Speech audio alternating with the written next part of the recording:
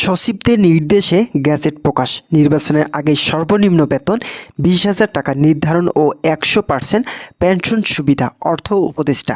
তো বন্ধুরা, এই বিষয়টি নিয়ে আজকের এই ভিডিওটিতে বিস্তারিতভাবে আলোচনা করতেছি, তাই ভিডিওটি শুরু থেকে শেষ পর্যন্ত মনোযোগ সহকারে দেখার জন্য অনুরোধ রইল। এবং যারা যারা এখন পর্যন্ত আমাদের এই চ্যানেলে নতুন সদস্য রয়েছেন তাদেরকে চ্যানেলটি সাবস্ক্রাইব করে পাশে থাকা বেল আইকনটি অন করে দেওয়ার জন্য অনুরোধ রইল।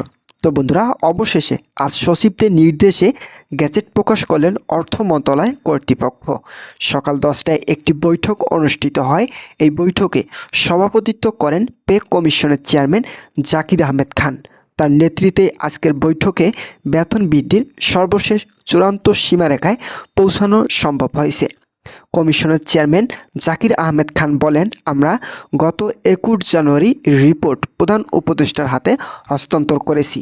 যদিও ফেব্রুয়ারি মাস পর্যন্ত রিপোর্ট জমা দেওয়ার সময়সীমা ছিল, কিন্তু এর আগেই রিপোর্ট জমা দেওয়ার অন্যতম কারণ হচ্ছে নির্বাচনের আগে গ্যাজেট প্রকাশ করা।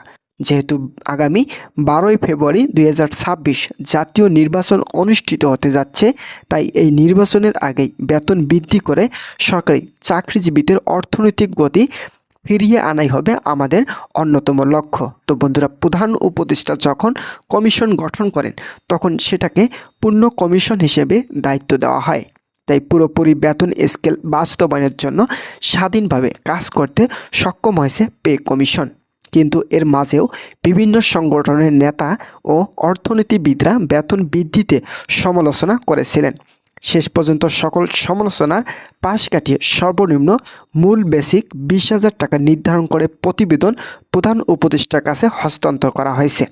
ইতিমধ্যে প্রধান উপদেষ্টা প্রতিবেদনটি পর্যবেক্ষণ করেছেন। এছাড়াও তিনি বলেন যে নতুনভাবে গ্যাজেট প্রকাশের জন্য কোনো কমিটির প্রয়োজন নেই। তো বন্ধুরা, ভিডিওটি চলাকালীন সময় এখন পর্যন্ত যারা যারা আমাদের এই চ্যানেলে নতুন সদস্য রয়েছেন তাদেরকে চ্যানেলটি সাবস্ক্রাইব করে পাশে থাকার বেল আইকনটি অল করে দেওয়ার জন্য অনুরোধ রইল। তো বন্ধুরা, সকল কিছু ঠিকঠাক আছে, তাই নির্বাচনের আগে গ্যাজেট প্রকাশ করে সরকারি চাকরিজীবীদের বেতন বৃদ্ধি করা হবে। সর্বশেষ 2015 সালের 8ম বেতন স্কেল যখন বাস্তবায়ন হয় তখন বেতন বৃদ্ধিতে ঠিক একই সমস্যা তৈরি হয়েছিল। তবে রিপোর্ট জমা দেওয়ার 1.5 মাসের মাথায় গ্যাজেট প্রকাশ করতে সক্ষম হয়েছেন তৎকালীন পে কমিশন ও অর্থ মন্ত্রণালয় কর্তৃপক্ষ, যার ফলস্বরূপ এবার দীর্ঘ 10 বছর পর কোনো ধরনের সহিংসতা ছাড়াই নির্বাচনের আগেই গ্যাজেট প্রকাশ করে কর্মচারীদের অর্থনৈতিক গতি নতুন সূচনা তৈরি করা হবে।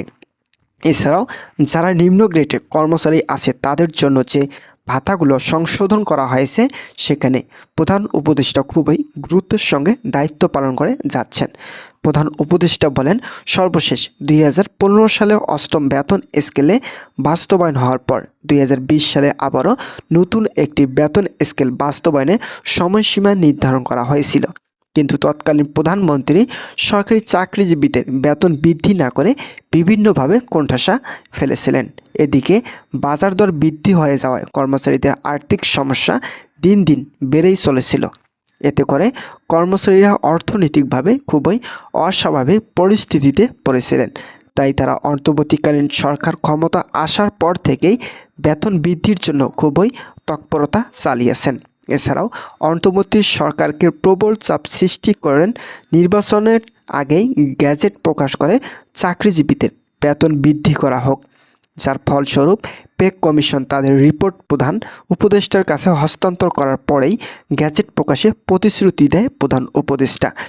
রিপোর্ট হাতে পাওয়ার পর প্রাথমিক দিকে প্রধান উপদেষ্টা চেয়েছিলেন গ্যাজেট প্রকাশের লক্ষ্যে কমিশন গঠন করা প্রয়োজন, কিন্তু সংক্ষিপ্ত সময়ের মধ্যে কমিশন গঠন করে বেতন বৃদ্ধি করলে পরবর্তীতে সেটা সময়ক্ষেপণ হতে পারে, যার ফলস্বরূপ কোনো ধরনের সময়ক্ষেপণ যাতে দৃষ্টি না হয় সেই উদ্দেশ্যে নির্বাচনের আগেই গ্যাজেট প্রকাশের নতুন সিদ্ধান্ত গ্রহণ করা হয়েছে।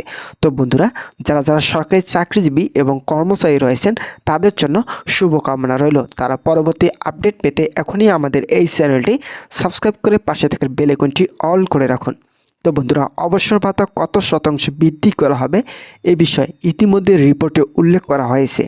সেটা নির্বাচনের আগেই কার্যকর হবে কিনা এ বিষয়ে তৈরি হয়েছে শঙ্কা। বৈঠকে প্রধান উপদেষ্টা স্পষ্ট ভাষায় বলেন, কোনো ধরনের সময় বিলম্ব করা হবে না। আমরা নির্বাচনের মধ্যেই শতভাগ পেনশন সুবিধা বৃদ্ধি করব। যেহেতু দ্বিতীয় ধাপ বেতন বৃদ্ধি করা হবে আগামী 2026 জুলাই থেকে, তাই আংশিকভাবে বেতন বৃদ্ধি করা হলেও যারা এর মাঝে অবসরে যাবেন তাদের অবসর কারণ ভাতা পূর্বে ন্যায় থাকলে অর্থনৈতিকভাবে তারা খুব একটা লাভবান হবেন না। তাই তাদের দিক বিবেচনা করে অবসরকালীন ভাতা মূল বেসিক শতভাগ পর্যন্ত বৃদ্ধির বিষয়টি নির্বাচনের আগেই বাস্তবায়নে প্রতিশ্রুতি দেন প্রধান উপদেষ্টা ডক্টর মোহাম্মদ ইউনূস।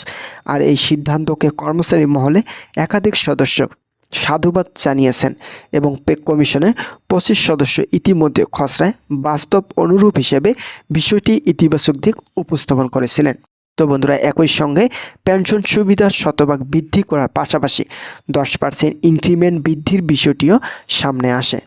তারা বলেন, ইনক্রিমেন্ট আগের তুলনায় দ্বিগুণ করতে হবে, তবে এটি নির্বাচনের আগে বাস্তবায়নের সম্ভাবনা একেবারেই ক্ষীণ রয়েছে। যেহেতু আংশিক বেতন বৃদ্ধি করা হচ্ছে, তাই পরবর্তীতে এটি বাস্তবায়ন করা হবে।